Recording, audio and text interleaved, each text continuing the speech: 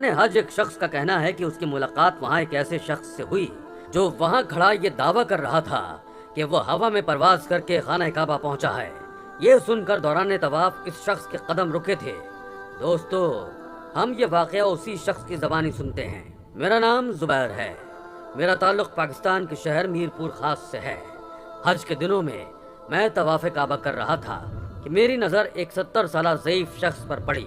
وہ زار و قطار روئے جا رہا تھا اور طواف کے دوران اللہ کے حضور یہ کہہ رہا تھا کہ یا اللہ، میں قریب و مفلس سا بندہ تھا، بے شک تیری نظر کرم کی وجہ سے آج مجھے یہاں حج ادا کرنے کا موقع ملا ہے۔ یا اللہ، میں تیرا جتنا بھی شکر ادا کروں وہ کم ہے، کیونکہ جس طرح تو مجھے آسمان میں پرواز کرواتا ہوا یہاں لے آیا ہے، میرے لیے ممکن نہیں تھا کہ میں یہاں خود سے آ سکتا۔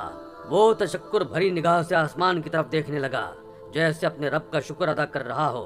یہ سنتے ہی میں چھمبے میں آ گیا۔ یہی حال وہاں موجود ہر اس شخص کا تھا جو اس شخص کی بات سن چکے تھے۔ وہاں موجود لوگوں کی عقل یہ بات سن کر دنگ رہ گئی، اور میرے ساتھ ساتھ ان کے دماغ میں بہت سے سوالات ابھرنے لگے کہ بھلا کوئی آسمان پر اڑتے ہوئے حج کی ادائیگی کے لیے کیسے آ سکتا ہے۔ یہ تو بالکل ایک انہونی سی بات تھی، اور میں نے جب اس شخص کی طرف دیکھا تو اس شخص کا حلیہ بھی ایسا ہی تھا کہ وہ واقعی ایک غریب و مفلس سا شخص ہو۔ اس لیے لوگوں کا بھی تجسس بڑھنے لگا۔ میرے پاس اور بھی چند نوجوان کھڑے یہ سب سن چکے تھے۔ ان میں سے ایک کہنے لگا، شاید یہ شخص اس عمر میں سٹھیا گیا ہے، اس لیے بہکی بہکی باتیں کر رہا ہے۔ کیا ایسا بھی کبھی ہوا ہے؟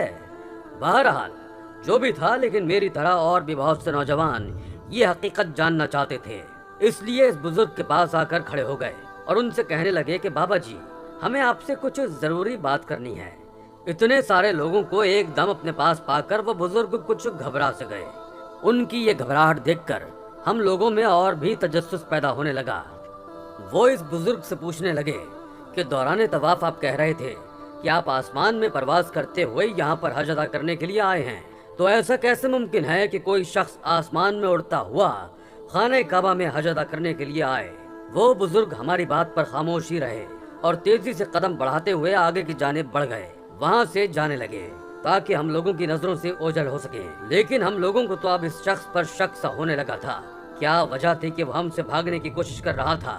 اب تو جیسے یہ راز جاننے کی ہم پر دھن سوار تھی، اسی لیے ہم لوگ ان بزرگ کا مسلسل پیچھا کرنے لگے اور ان سے بار بار یہی ایک سوال کرتے رہے کہ آپ آسمان میں اڑتے ہوئے خانہ کعبہ کیسے آ سکتے ہیں؟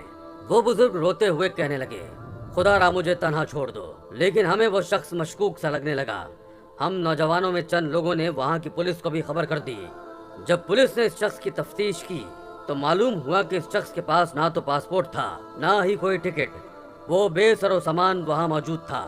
یہ سب جان کر تو اب وہاں پر ایک بھگدڑ سی مچ گئی، یہاں تک کہ یہ خبر آگ کی طرح سے پھیلی کہ یہ شخص بنا پاسپورٹ اور ٹکٹ کے کیسے خانہ کعبہ پہنچ سکتا ہے۔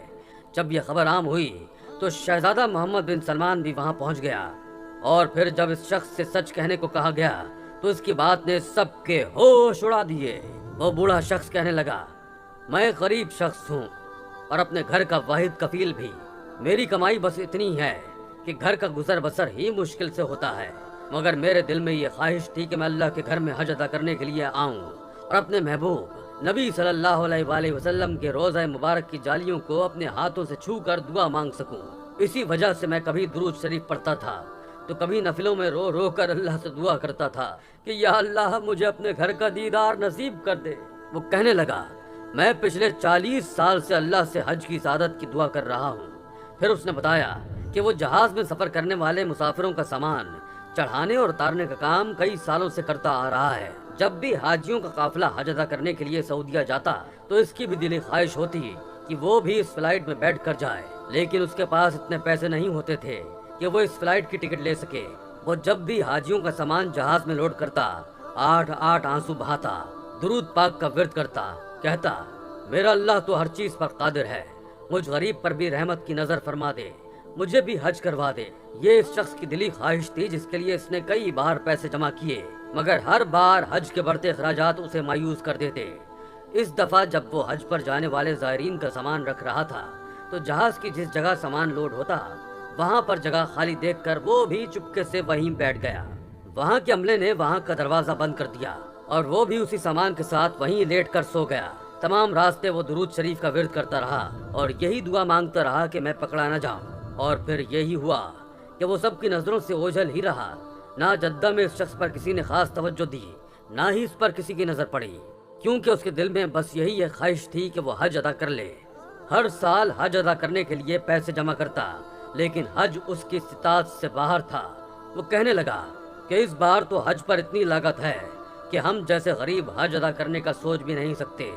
اس کی اللہ کی محبت اور لگاؤ دیکھ کر اور اس شخص کی قسم پرسی کی حالت دیکھ کر ہر آنکھ وہاں اشکبار ہو گئی۔ وہ اس سب کے سامنے ہاتھ جوڑنے لگا کہ خدا را اسے یوں پاکستان واپس مت بھیجنا، بلکہ اسے حج کی ادائیگی کرنے کی اجازت دی جائے۔ شہزادہ محمد بن سلمان نے اسے اجازت کے ساتھ رہائش کا انتظام بھی کر دیا۔ اس شخص کی سچی لگن اور اللہ کی محبت اور حج کی چاہت اسے واقعی اڑا کر یہاں لے آئی تھی، لیکن اس شخص نے شہزادہ محمد بن سلمان سے یہ بھی اپیل کی کہ خدا را حج کے اخراجات بڑھانے سے پہلے ہم غریبوں کے بارے میں بھی ضرور سوچ لیا کریں۔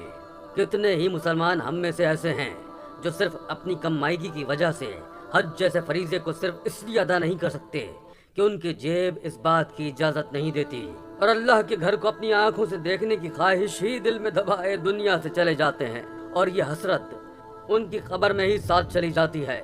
میری بھی سعودی حکام سے اپیل ہے کہ خدا را حج کی ادائیگی کے لیے ہم جیسے غریبوں کے بارے میں سوچا جائے، کیونکہ ہر شخص اس بزرگ کی طرح ہوا میں پرواز کر کے خانہ کعبہ نہیں پہنچ سکتا۔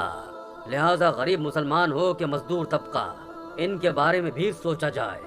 اللہ تعالی ہر مسلمان کو حج و عمرے کی سعادت نصیب فرمائے، آمین یا رب العالمین۔